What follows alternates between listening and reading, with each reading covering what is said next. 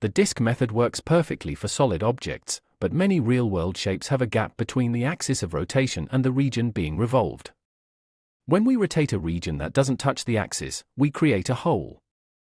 This is where the disk method evolves into the washer method, named after the flat, circular metal hardware. Before we dive into the calculus, remember the geometry of a ring. To find the area of the shaded part of a washer, we take the area of the entire outer circle and subtract the area of the inner empty circle. This simple subtraction, outer area minus inner area, is the fundamental logic behind every washer method integral we will write.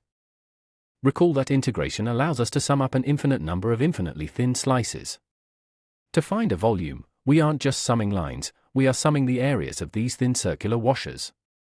Each washer has a thickness of dx, and by integrating from our start point to our end point b, we capture the entire 3D shape.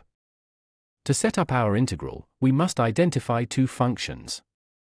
The outer radius, which we call r of x, is the distance from the axis of rotation to the function furthest away. The inner radius, or r of x, is the distance to the closer function. Identifying these correctly is the most important step in the entire process. Look closely at a single slice of our solid. It looks like a thin coin with a hole in the middle. The volume of this tiny slice, dv, is the area of the washer face multiplied by its thickness, dx. By expressing both radii as functions of x, we ensure that as we move along the axis, the size of our washer adjusts to fit the shape. Here is our master formula. We factor the constant pi out of the integral for simplicity. Notice a critical detail: we square the outer radius and the inner radius separately before subtracting. A common error is subtracting the functions first and then squaring, but that will give you the wrong geometric result. Always square then subtract. Let's solve a real problem.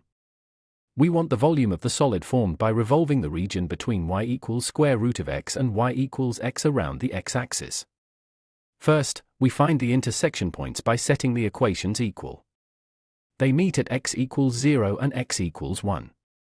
These are our limits of integration, a and b. Now we plug our functions into the washer formula. The outer radius is the square root of x, and the inner radius is x. When we square the square root of x, we get x. When we square x, we get x squared.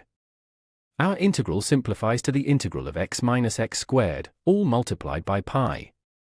We perform the integration using the power rule. The antiderivative of x is x squared over 2, and the antiderivative of x squared is x cubed over 3. Evaluating from 0 to 1, we get 1/2 minus 1/3, which is 1/6. Multiplying by pi, our final volume is pi over 6 cubic units. If we rotate around a vertical axis like the y-axis, we must change our perspective. Everything must be in terms of y. Our thickness becomes e dy, and our radii functions must be solved for x. The logic remains identical, but we integrate from the bottom y value to the top y value instead of left to right. Sometimes a single integral isn't enough. If the outer or inner function changes halfway through the region, you must split the problem into two separate integrals. Calculate the volume for the first section, then the second, and add them together. Always check if one function stays on top for the entire interval. Be careful when curves touch or cross. If they cross, the outer O function becomes the inner O function.